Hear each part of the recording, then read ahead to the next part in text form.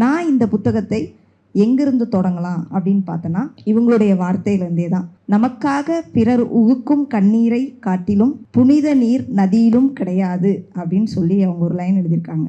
சம்சம் கிணற்றிலும் ஊறாது. அதாவது ஒரு பெரிய புனித நீராக இருக்கலாம் இல்லையா, அந்த இடத்துலேருந்து அவங்க சொல்கிறாங்க, நமக்காக யாராவது அழமாட்டாங்களா, நம்ம மீது யாராவது நேசிக்க மாட்டாங்களா, நம்ம மீது யாராவது அன்பு செலுத்த மாட்டாங்களா அப்படின்றதான் இந்த புத்தகம் முழுவதும் அவங்க தேடிக்கிட்டு இருக்கிற ஒரு உறவு. அவ்வளோதான். கவலையே படாதீங்க, உங்களுக்காக நாங்கள் அவ்வளோ பேர் இருக்கோன்னு இந்த புத்தகம் படித்து முடிச்சோன்னே இவங்க நம்பரை வாங்கி சொல்லிடணுன்ட்டு தோணும். அதுதான் உண்மை. ஏன்னா இந்த சமூகம் அதே மாதிரி இந்த புத்தகம் முடிச்சதுக்கப்புறமும் எனக்கு தெரிஞ்ச இன்னொரு பெரிய எக்ஸ்ட்ரீம், உலகம் முழுக்கவே இந்த ஆம்பளை பசங்க வளரவே இல்லை போல.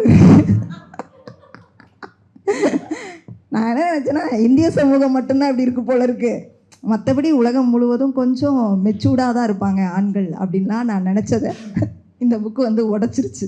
அப்படிலாம் நீ தப்பாலாம் நினைக்காத, உலகம் முழுவதும் இப்படி தான் இருப்பாங்க அப்படின்ற இன்னொரு பிம்பத்தையும் இந்த புக்கு எனக்கு உடச்சி காமிச்சுது. என்னதான் அப்படி உங்ககிட்ட நாங்கள் எதிர்பார்த்துருவோம், உங்ககிட்ட இருக்கக்கூடிய ஒரு அன்பு தான். இந்த அன்பு எப்படி அவங்க ஒரு ஆணின் அன்பை முடிக்கிறாங்க அப்படின்னா, ஒரு ஆணுக்கு எப்படி தன்னுடைய உச்சநிலை அடைஞ்சு விந்து வெளியேறுதோ அதை மாதிரி அவனுடைய அன்பும் அந்த உறவு நிலையோட வெளியேறிடுது. அதுக்கப்புறம் அவனுடைய அன்பு எங்கன்னே தெரிய மாட்டேங்குது அப்படின்னு ஒரு வரி எழுதியிருப்பாங்க. இந்த வரியெல்லாம் படிக்கும்போது அப்படியே மனசு கணக்குது.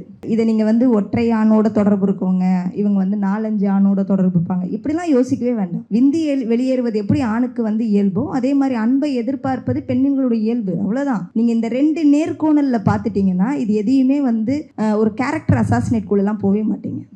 அவங்க திரும்ப திரும்ப வேற ஒரு ஆண் கிட்ட எதிர்பார்க்கறது அன்பு மட்டும்தான்.